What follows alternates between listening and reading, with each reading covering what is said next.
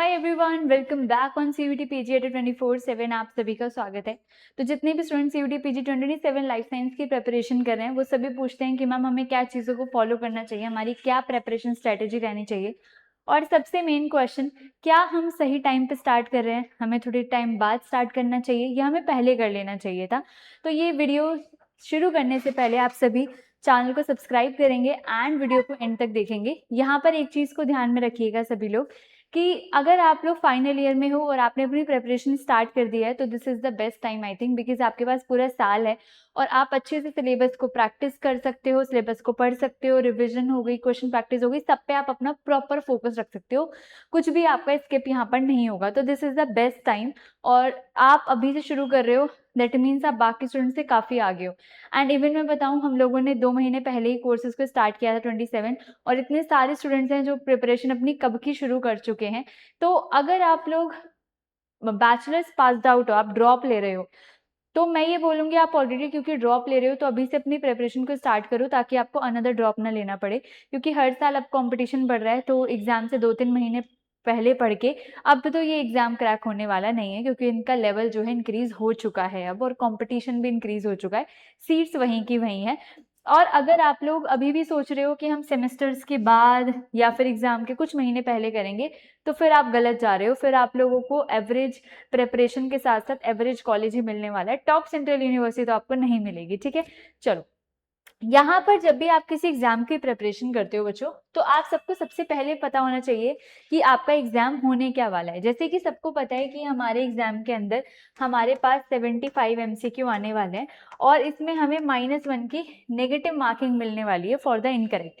तो इससे हमें सबसे ज़्यादा टैकल करना है, मतलब हमें यहाँ पर पूरी जर्नी में, अपनी पूरी प्रिपरेशन जर्नी के अंदर हमें इस एक्यूरेसी पे वर्क करना है। और एक्यूरेसी आप सबको पता है तभी आती है जब हम उस कॉन्सेप्ट को अच्छे से पढ़ते हैं और हम उसके रिलेटेड क्वेश्चन बहुत सारे प्रैक्टिस करते हैं। इन दो चीज़ों से आपकी कॉन्सेप्ट क्लैरिटी आती है और फिर आपकी एक्यूरेसी खुद ब खुद बन जाती है। कुछ अलग से चीज़ें हमें मंत्र नहीं पढ़ने होते कि आपकी एक्यूरेसी आ जाएगी।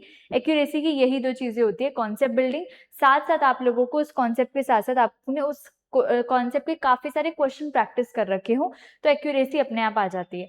तो ये यहाँ पर -1 की नेगेटिव मार्किंग से आपको यहाँ पर खेलना है।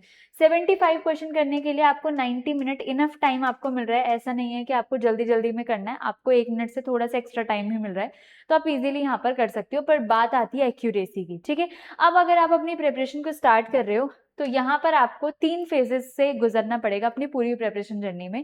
फेज 1 होता है आपका कॉन्सेप्ट बिल्डिंग का। जैसे अभी जून चल रहा है, तो जून से आप मैक्सिमम ले लो कि आपको अक्टूबर या फिर नवंबर आप ले लो, नवंबर तक आपको अपना सिलेबस पूरा करना है। अभी हम सिलेबस के बारे में भी डिस्कस करेंगे।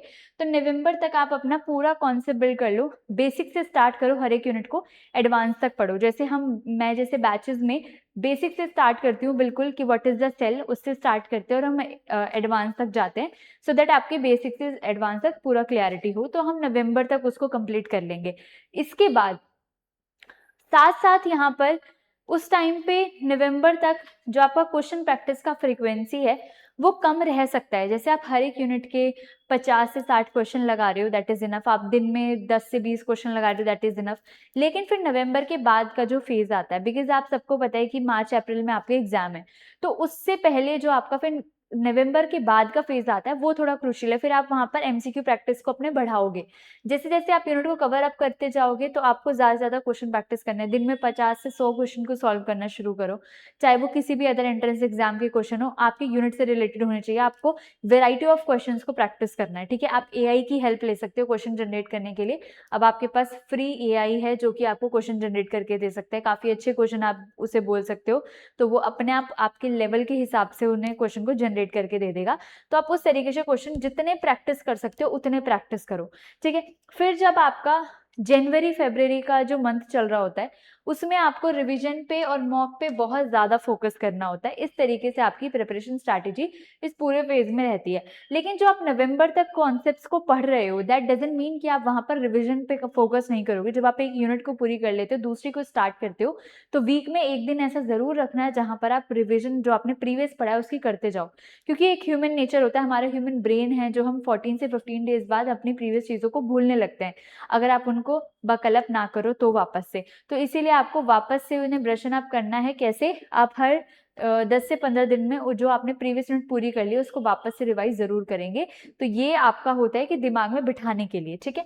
ये फेजेज़ हो गए, एग्जाम को समझ लिया। अब जरा हम यहाँ पर क्या करेंगे, आप सबको अपना सिलेबस पता है तो सबसे पहले सिलेबस को डिवाइड कर लो। कैसे? कि भाई आपकी हाई वेटेज यूनिट क्या है जिन्हें आप बिल्कुल भी स्किप नहीं कर सकते, और मॉडरेट वेटेज, क्योंकि मैं आपको लो वेटेज या फिर लीस्ट इंपॉर्टेंट नहीं बता सकती, क्योंकि लाइफ साइंस का पेपर ऐसा है जिसमें हर एक यूनिट की वेटेज ऑलमोस्ट इक्वल होती है। बस कुछ है जिनसे काफ़ी ज़्यादा आते हैं, बाकी सबकी इक्वल वेटेज रहती है, बहुत ज़्यादा ऊपर नीचे नहीं है। तो हम सिर्फ 2 कैटेगरी में डिवाइड करेंगे, हाई और मॉडरेट।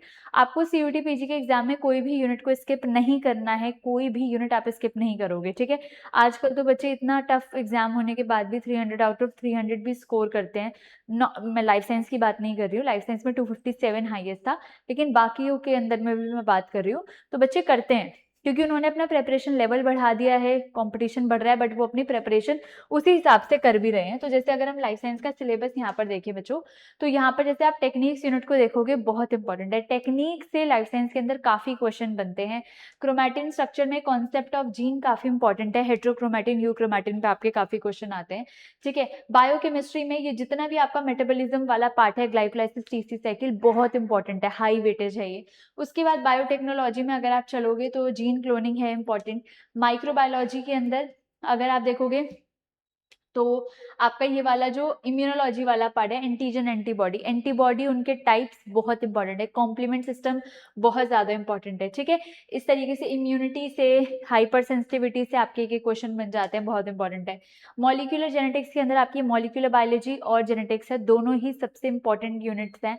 मॉलिक्यूलर बायोलॉजी से आपके काफ़ी क्वेश्चन बनते हैं, replication, transcription, translation, lac operon, DNA organisation तो आपका वो हो ही गया, क्रोमैटिन वाला। इसके अलावा जो आपका मिसमैच रिपेयर सिस्टम होते हैं, उनके रिपेयर सिस्टम से काफ़ी क्वेश्चन आते हैं, तो ये बहुत ज़्यादा इंपॉर्टेंट है। मॉलिक्यूलर जेनेटिक्स में आप मेंडेलियन जेनेटिक्स को अच्छे से पढ़ लो, बहुत इंपॉर्टेंट है। प्लांट साइंस, एनिमल साइंस का जो वेटेज है वो इक्वल रहता है, 4 से 5 से क्वेश्चन आपके ज़रूर बनते हैं इससे। तो लाइफ साइंस का पेपर ना बच्चों बहुत ज़्यादा इन डेप्थ नहीं पूछा जाता, तो आप बहुत ईजिली इसको पढ़ सकते हो। जैसे प्लांट साइंस, एनिमल साइंस के लिए मैं बोलती हूँ कि आप एनसीईआरटी भी पढ़ लोगे, बहुत है ना? लाइफ साइंस का पेपर बहुत ज़्यादा इन डेप्थ में नहीं आता, तो आप अगर एनसीईआरटी को प्लांट साइंस और एनिमल साइंस के लिए पढ़ रहे हो तो उससे आपके क्वेश्चन इजीली हो जाएंगे। लेकिन अगर वहीं पे आप जूलॉजी बॉटनी दे रहे हो और फिर आप एनसीईआरटी पढ़ रहे हो तो फिर वो आपके लिए इनफ नहीं होती है, ठीक है? तो उसके अंदर आपसे डेप्थ में पूछा जाता है, ठीक है?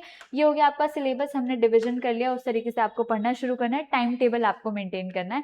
अगर आप रेगुलर कॉलेज को जाते हो तो कॉलेज के बाद का जितना भी आपके पास टाइम बच रहा है, आप उसके अंदर अपने डेली के टारगेट्स बनाओ कि मुझे आज ये वाली टॉपिक को कंप्लीट करना है, आज मुझे इसको रिवाइज करना है और इसके क्वेश्चन प्रैक्टिस करने हैं।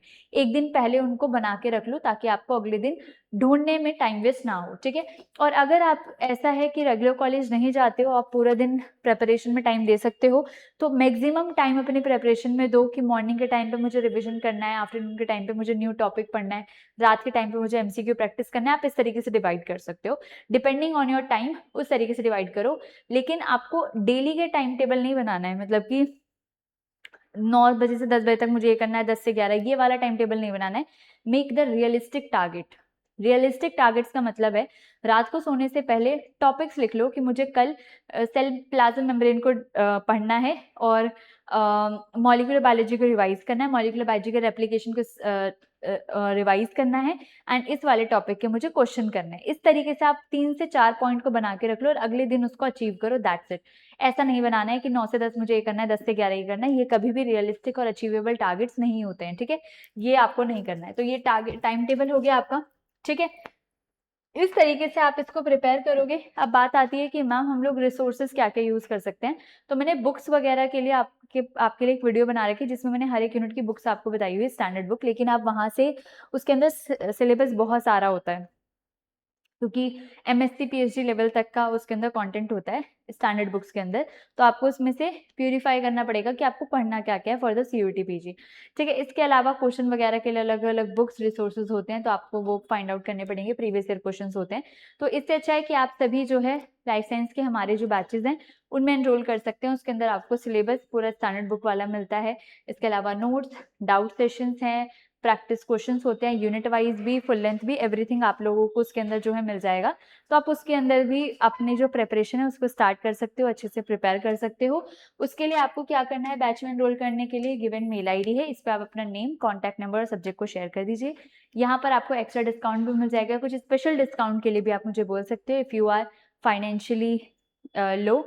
और ये कूपन कोड है for the extra discount. Otherwise अगर आपको कोई स्पेशल डिस्काउंट चाहिए तो उसके लिए भी आप मुझे मेल कर सकते हैं। सो आई होप आपको एक क्लियर स्ट्रैटेजी मिल गई होगी कि आपको क्या करना है। तो अभी से अपनी प्रिपरेशन को स्टार्ट करो, don't take it lightly, because आप लोगों के एग्जाम का कंपटीशन बढ़ रहा है। हर एक स्टूडेंट काफ़ी महीनों पहले से स्टार्ट कर चुका है, तो आप ऑलरेडी पीछे हो, और ज़्यादा पीछे नहीं होना है। आज से अपनी प्रिपरेशन को स्टार्ट करो, फिक्स योर रिसोर्स कि मुझे यहीं से पढ़ना है एंड वहाँ से पढ़ना शुरू करो, दैट्स इट। ठीक है, चैनल को सब्सक्राइब करो एंड बहुत सारे videos related to the life science, zoology, botany, microbiology. इस चैनल पे बहुत सारी इन्फॉर्मेटिव वीडियोस हैं related to your subjects, related to your university and eligibility, resources, best books, everything यहाँ पर अवेलेबल है। तो आप जाके चैनल को स्क्रॉल कर सकते हो एंड डेली यूट्यूब क्लासेस से भी जुड़ सकते हो। All the best, bye bye.